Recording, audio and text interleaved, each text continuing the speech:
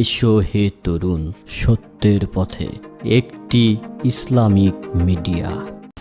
যেই কোরআনুল কারীম থেকে আলোচনা করব, সেই কোরআনুল কারীমকে যদি আমরা জিজ্ঞেস করে, কোরআনুল কারীম বলো তো দেখি তোমার নামটা কি? কোরআনুল কারীম তার নিজেই বলে দিবে। এই কোরআনুল কারীম নিজেই বলে দিচ্ছে, যদি জিজ্ঞেস করেন নিজেই বলে দিবে আমার নাম হচ্ছে কোরআনুল কারীম। আল্লাহ পাক রব্বুল আলামিন কোরআনুল কারীমে বললেন, বাল হুয়া কুরআনুম মাজিদ। কোরআনুল কারীম নিজেই বলে দিল, কোরআনুল কারীম বুঝলাম তোমার বাড়ি, তোমার নাম হচ্ছে কোরআনুল মাজিদ, কিন্তু বলো তো দেখি কোরআনুল কারীম তোমার বাসা কোথায়? কোরআনুল কারীম তার নিজেই বলে দিবে, আমার বাসা হচ্ছে ফি লাউহিম মাহফুজ। কোরআনুল কারীম নিজেই বলে দিল, আমার বাসা, আমার বাড়ি, আমার বাসস্থান হচ্ছে আল্লাহ তাআলা যে লাউহে মাহফুজ তৈরি করে রেখেছেন, সেই জায়গাতে হলো আমার বাসা। বাসার নাম কি বললাম? লাউহে মাহফুজ। কোরআনুল কারীমে জিজ্ঞেস করি, কোরআনুল কারীম বুঝলাম তোমার নাম কোরআনুল মাজিদ আর তোমার বাসা হলো লাউহে মাহফুজে। বলো তো দেখি এবার তুমি কার উপর নাজিল হয়েছ? কোরআনুল কারীম তার জবাবে বলে দেবে, নুজিলা আলা মুহাম্মাদ। আল্লাহু আকবার। কোরআনুল কারীম তার জবাবে বলে দিল, সারা জাহানের যিনি নবী, সারা জাহানের যিনি রহমাতাল লিল আলামিন, তিনার প্রতি নাজিল হয়েছি।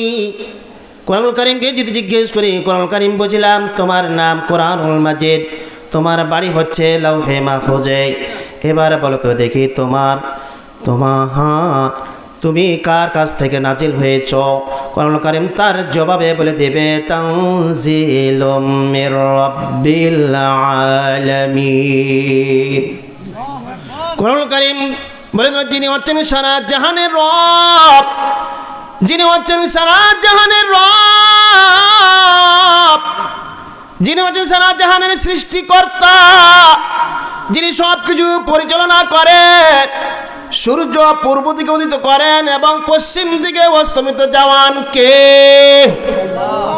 আল্লাহ পাক রব্বুল আলামিন বলতেছেন, ইউদাব্বিরুল আমরা মিনাস সামাই ইলাল আরদ সুম্মা ইয়ারজুন। আল্লাহ পাক রব্বুল আলামিন বলতেছেন, আমি যা কিছু তৈরি করেছি, যা কিছু সৃষ্টি করেছি, সব কিছু পরিচালনার ড্রাইভার হচ্ছে আমি। জোরে বলে সুবহানাল্লাহ। কোরআনুল কারীমকে যদি জিজ্ঞেস করা হয়, বুঝলাম তোমার নাম কোরআন, তোমার বাড়ি লাউহে মাহফুজে, তুমি নাজিল হয়েছ বিশ্ব নবী মুহাম্মদুর রাসূলুল্লাহ সাল্লাল্লাহু আলাইহি সাল্লামের প্রতি। বলো তো দেখি তুমি তো এসেছ সারা জাহানের যিনি সৃষ্টিকর্তা, তার কাছ থেকে এসেছ। কোরআনুল কারীম তুমি বলো তো তুমি কখন এসেছ, কার মাধ্যমে এসেছ? কোরআনুল কারীম তা বলে দেবে, নাযালাত বিহি রূহুল আমিন। বলেন আল্লাহু আকবার। আমি এসেছি, যিনি হচ্ছেন দূত, আল্লাহর দূত, যিনি জিবরিল আলাইহিস সালামের মাধ্যম দিয়ে আমি এসেছি। জিবরাইল আলাইহিস সালামের মাধ্যম দিয়ে এসেছেন দুনিয়াতে। কোরআনুল কারীমকে জিজ্ঞেস করা হয়, কোরআনুল কারীম বুঝলাম, এগুলো বুঝলাম, তোমার আসার উদ্দেশ্যটা কি বলে দাও।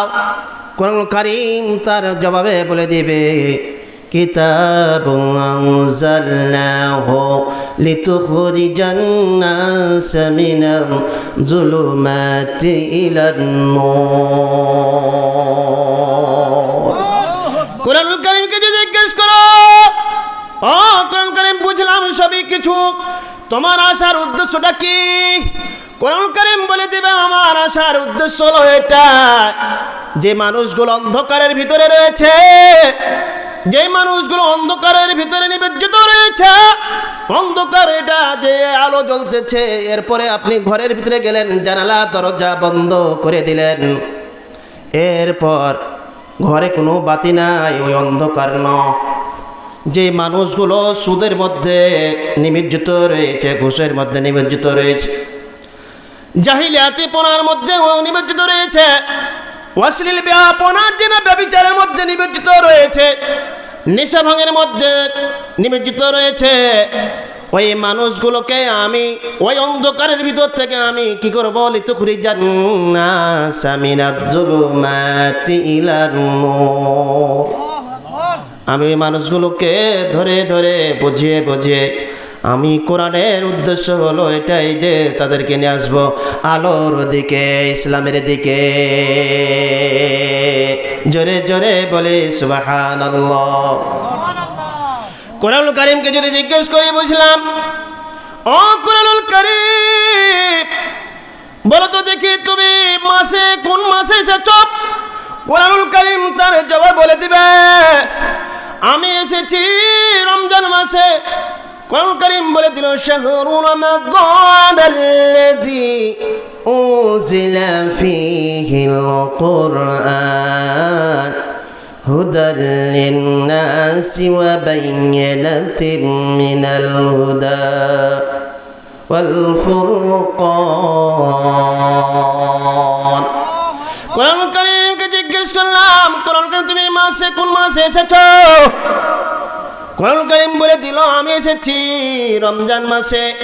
যেই রমজান মাস আসলে আল্লাহ তাআলা শয়তানকে কয়েদ করেন, বেঁধে দেন, জাহান্নামের দরজা বন্ধ করে দেন। যেই রমজান মাসে জান্নাতের দরজা খুলে দেন। যেই রমজান মাসে আল্লাহ তাআলা আসমানের রহমতের দরজা খুলে দেন। জোরে জোরে বলে সুবহানাল্লাহ। সেই মাসে এসেছি, বুঝলাম কোরআনুল কারীম তোমার নাম কোরআন, তুমি এসেছো আল্লাহর কাছ থেকে, তুমি তোমার বাড়ি তোমার ঘর লৌহে মাহফুজে, তুমি জিবরাইলের মারফতে এসেছো, তুমি রমজান মাসে এসেছো। বলো তো দেখি কোরআন, ও কোরআন এবার বলে দাও তুমি কোন দিন এসেছো? তুমি দিনে এসেছো না রাত্রে এসেছো? কোরআন কারীম তার জবাবে বলে দিবে, ইন্না আনজালনাহু ফি লাইলাতিল কদর ওয়া মা আদরাকা মা লাইলাতুল কদর। আল্লাহু আকবার।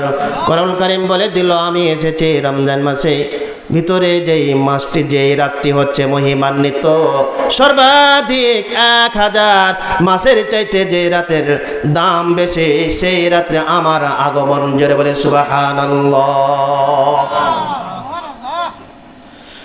কোরআনুল কারীমকে যদি জিজ্ঞেস করা হয়, কোরআনুল কারীম বুঝলাম, রে কোরআনুল কারীম বুঝলাম, এই কোরআনুল কারীম আসার বৈশিষ্ট্য, এই কোরআনুল কারীম যে তুমি এসেছো বুঝলাম, কিন্তু আর বৈশিষ্ট্য কি আছে বলে দাও।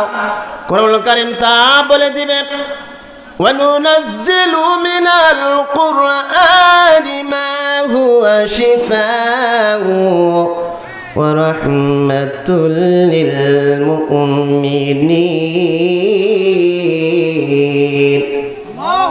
وَلَا يَزِيدُ الظَّالِمِينَ ইল্লা খাসারা। কোরআনুল কারীম বুঝলাম, তুমি এগুলো করেছো, তোমার এগুলো গুণ রয়েছে, কিন্তু কোরআনুল কারীম তোমার বৈশিষ্ট্যগুলো বলে দাও। বৈশিষ্ট্য হলো যারা ঈমান আনবে, আমি কোরআনুল কারীমকে যারা মেনে নিবে, তাদের বৈশিষ্ট্য হলো এটাই, তাদের জন্য হচ্ছে এটাই বৈশিষ্ট্য। ওই সমস্ত যারা ঈমান এনেছে আমার প্রতি, আমাকে যারা বিশ্বাস করেছে ঈমান এনেছে, ওই ব্যক্তিদের জন্য আমি হচ্ছি শিফা, সুচিকিৎসা। শুধু সুচিকিৎসা নয়, হুদা ওয়া রাহমাতুল লিল মুমিনিন। শুধু সুচিকিৎসা নয়, আরো চিকিৎসা আরো হচ্ছে এটাই যে তাদের জন্য হচ্ছে আমি কোরআনুল কারীম রহমান। কোরআন কারীমকে যদি জিজ্ঞেস করা হয়, বুঝলাম কোরআন কারীম তোমাকে যদি মানা হয়, তোমার আরো কিছু বৈশিষ্ট্য আছে নাকি বলো? যে হ্যাঁ আছে, আরো বৈশিষ্ট্য আছে। কি বৈশিষ্ট্যগুলো বলে দাও। যারা মানবে তাদের জন্য রহমত। আরো বৈশিষ্ট্য হলো মানুষের অন্তর রয়েছে, মানুষের কলব রয়েছে, কলবের ভিতরে কাউরে ভালো আছে, কাউরে মন্দ আছে। আল্লাহর নবী মুহাম্মদুর রাসূলুল্লাহ সাল্লাল্লাহু আলাইহি ওয়াসাল্লাম বলতেছেন, ইন্না ফিল জাসাদি মুযগাতান, ইন্না ফিল জাসাদি মুযগাতান, প্রত্যেক মানুষের একটি অন্তর রয়েছে, এটা একটি গোস্তের টুকরা রয়েছে।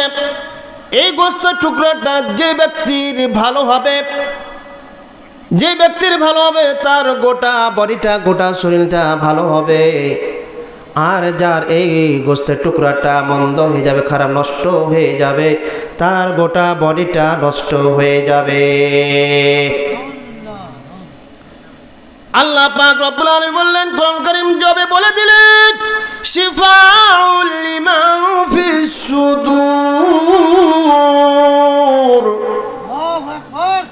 এই যে অন্তর রয়েছে, কলব রয়েছে, সদর রয়েছে, বক্ষ রয়েছে, এই বক্ষের সুচিকিৎসা হচ্ছে কোরআনুল কারীম। বলতে আরো কোনো বৈশিষ্ট্য আছে নাকি বলো? হ্যাঁ আরো বৈশিষ্ট্য আছে। বলো বৈশিষ্ট্যগুলো কি রয়েছে?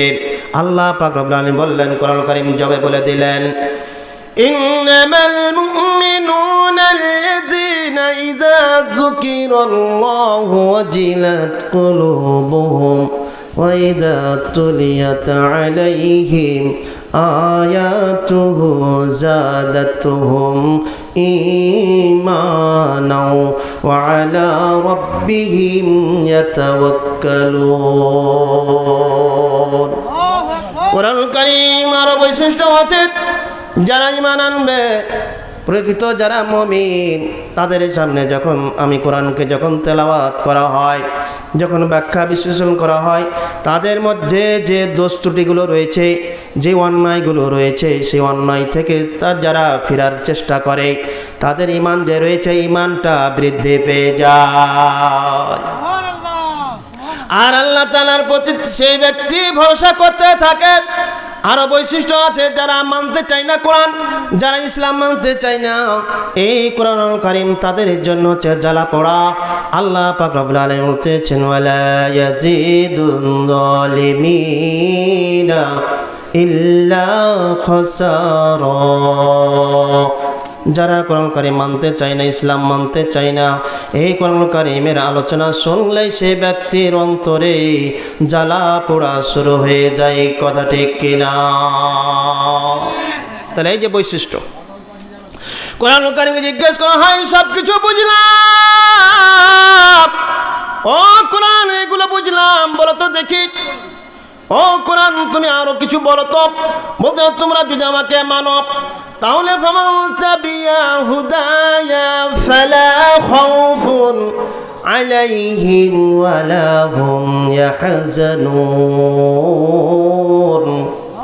কোরআনুল কারীম জিজ্ঞেস করা হয়, কোরআনুল কারীম বলো, তোমাকে যদি আমি মানি, আমার ব্যক্তিগতভাবে যদি মানি, আমার পরিবারে যদি মানি, আমার সমাজে যদি মানি, আমার রাষ্ট্রে যদি মানি, আমার যুদ্ধক্ষেত্রে যদি মানি, আমার অর্থক্ষেত্রে যদি মানি, আমার সব জায়গায় আদালতে যদি মানি, বিচার আদালতে যদি মানি, সর্বক্ষেত্রে, সর্বস্তরে, সর্বসেক্টরে যদি আমি কোরআনকে যদি তোমরা মেনে চলো, তাহলে তোমাদের কোনো চিন্তা থাকবে না, তোমাদের কোনো আশঙ্কা নাই।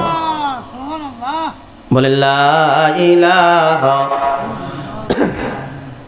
লা ইলাহা সুবহানাল্লাহ আলহামদুলিল্লাহ লা ইলাহা সুবহানাল্লাহ আলহামদুলিল্লাহ লা ইলাহা লা ইলাহা। আমার ভাইরা, আমার ভাইরা, আপনাদের সম্মুখে কোরআনুল কারীম থেকে সূরা মুনাফিকুন থেকে তেলাওয়াত করেছিলাম কোরআনুল কারীমের ভিতর থেকে, কথা ঠিক কিনা? 114টি সূরার ভিতর থেকে 114টি সূরার ভিতর থেকে একটি সূরার নাম হলো সূরা মুনাফিকুন। এটি মদিনায় অবতীর্ণ হয়েছে। কোথায় বলেন তো? মদিনায় অবতীর্ণ হয়েছে। মদিনায় অবতীর্ণ হয়েছে। এর ভিতরে যেগুলো কোরআনুল কারীম হেফজ কোরআন, ওই কোরআনুল কারীমে দেখবেন 19টি লাইন রয়েছে। আর এই কোরআনুল কারীমের ভিতরে একটি সূরা রয়েছে, সেটা হচ্ছে সূরা কাফিরুন। এই কাফিরুন সূরার হচ্ছে 3টি লাইন রয়েছে। সূরা এর ভিতরে একটি বৃহৎ সূরা হচ্ছে সূরা বাকারা। কি নাম বললাম? সূরা বাকারা। এই সূরা বাকারার ভিতরে আপনার 286টি আয়াত রয়েছে। এর ভিতরে আপনার প্রথম থেকে নিয়ে 4টি আয়াত মুমিন মুত্তাকিদের জন্য আলোচনা হয়েছে। এরপরে হচ্ছে 2টি আয়াত আপনার কাফেরদের সম্পর্কে আলোচনা হয়েছে। এরপরে 9টি আয়াত মুনাফিকদের সম্পর্কে আলোচনা হয়েছে। মুনাফিকদের সম্পর্কে আলোচনা হয়েছে। এই কোরআনুল কারীমের ভিতরে এই সূরা মুনাফিকুন, কিন্তু মুনাফিক সম্পর্কে আলোচনা হয়েছে শেষের 3টে আয়াত বাদ দিয়ে। এরপরে সূরা কাফিরুনও কিন্তু আপনার কাফেরদের সম্পর্কে আলোচনা হয়েছে। আপনাদের সম্মুখে আমি যেই আলোচনা করতে যাব সেটা হচ্ছে মুনাফিক সম্পর্কে। আল্লাহর নবী জনাবে মুহাম্মদুর রাসূলুল্লাহ বলে সাল্লাল্লাহু আলাইহি সাল্লাম মক্কায় যখন তিনি দাওয়াত দিতেছিলেন, আল্লাহর কালাম যখন নাজিল হলো, কোরআনুল কারীম যখন নাজিল হলো, কালেমার যখন দাওয়াত দিতে আরম্ভ করলেন, কোরআনুল কারীমের যখন দাওয়াত দিতে আরম্ভ করলেন, ইসলামের দাওয়াত দিতে যখন আরম্ভ করলেন, 1 নয় 2 নয় 13 বছর ধরে আল্লাহর নবী মক্কায় দাওয়াত দিয়েছে। 13 বছর ধরে মক্কায় দাওয়াত দিয়েছেন, কিন্তু সেই জায়গাতে মুনাফিকের জন্ম হয়নি। মুনাফিকের জন্ম হয়নি। অনেক গোত্র রয়েছে মক্কার জমিনে।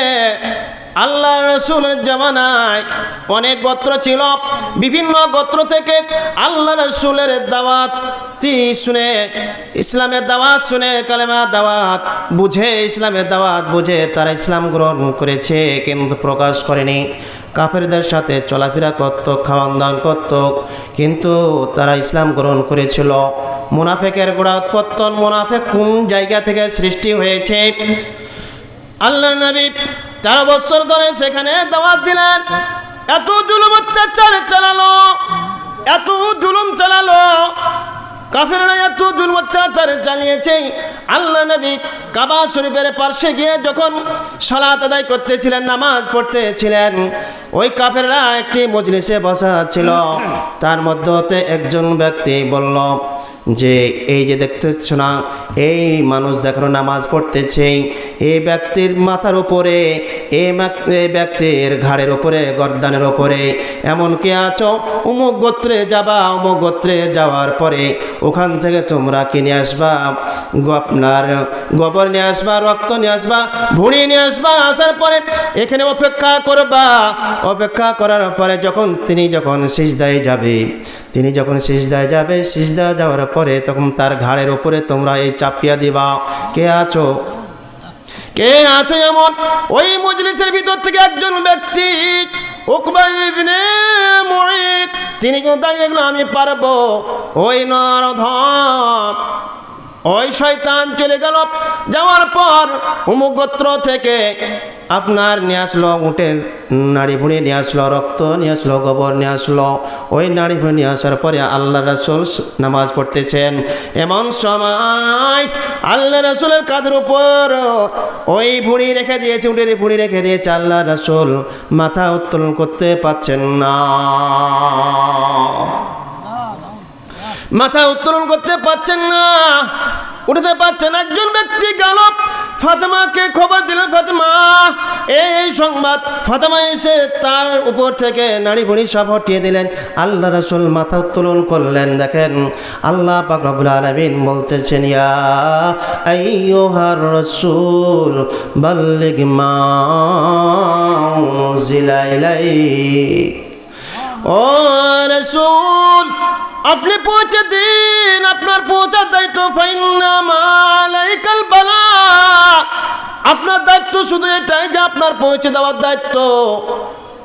ওয়ালাইনাল হিসাব, আর হিসাব নিকাশ নেওয়ার দায়িত্ব হচ্ছে আমার। আল্লাহ নবী দেখেন ইসলামের দাওয়াত দেওয়ার কারণে প্রথম যিনি মুবাল্লিগ, যিনি দাওয়াত দিয়েছেন, ইসলামের যিনি প্রধান, তাকে দুনিয়া থেকে বিদায় করে দেওয়ার জন্য কাফেরেরা কিন্তু ব্যস্ত ছিল, ষড়যন্ত্র করেছিল। কথা ঠিক কিনা বলেন? সেখানে এক নয় দুই নয় 13 বছর ধরে সেখানে জুলম অত্যাচার সহ্য করেছেন। সেখান থেকে হিজরত করে আল্লাহ পাক রব্বুল আলামিন বললেন, নবী যান, হিজরত করে চলে যান মদিনায়। মদিনায় যাবেন, মদিনার মানুষগুলো অপেক্ষা করতেছে। মদিনায় চলে আসলেন, হিজরত করে চলে আসলেন।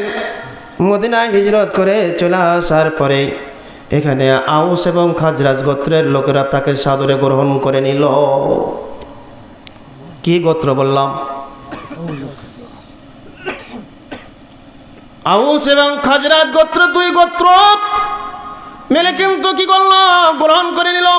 তাদের ভিতর থেকে যারা মূর্তি তৈরি করে মূর্তি পূজা করত, ওই মূর্তি থেকে ফিরে আসলো, তাগুতের পথ থেকে ফিরে আসলো আউস এবং খাজরাজ গোত্রের লোকেরা। এবং যারা গ্রহণ করলো, যারা সাহায্য সহযোগিতা করলো, সব কিছু দিয়ে সাহায্য সহযোগিতা করলো, এরা হচ্ছে আনসার। আর যারা হিজরত করে গিয়েছেন এরা হচ্ছেন কি? মুহাজির। এরা হচ্ছে মুহাজির। আল্লাহ নবী যাওয়ার পূর্বক্ষণে আউস এবং খাজরাজ গোত্রের মধ্যে কিন্তু অত্যন্ত মিল, মহব্বত, ভালোবাসা, প্রেম প্রীতি রয়েছে। ওদের ভিতর থেকে একজন ব্যক্তির নাম হচ্ছে আব্দুল্লাহ ইবনে উবাই ইবনে সুলুল। কি বললাম? আব্দুল্লাহ ইবনে উবাই ইবনে সুলুল তার নাম। তাকে ওই দুই গোত্রের প্রধান করবেন, কর্তা বানাবেন, বাদশাহ বানাবেন, এই প্রস্তুতি নিয়েছে। সব কিছু আয়োজন করেছে। এরপর আল্লাহ রাসূলের আগমন ঘটেছে। আল্লাহ রাসূলের যখন আগমন ঘটলো, আগমন ঘটার সঙ্গে সঙ্গে আউস এবং খাজরাজ গোত্রের লোকেরা তাকে বাদ দিয়ে আল্লাহ রাসূলকে সাদরে গ্রহণ করে নিলেন। বলে সুবহানাল্লাহ।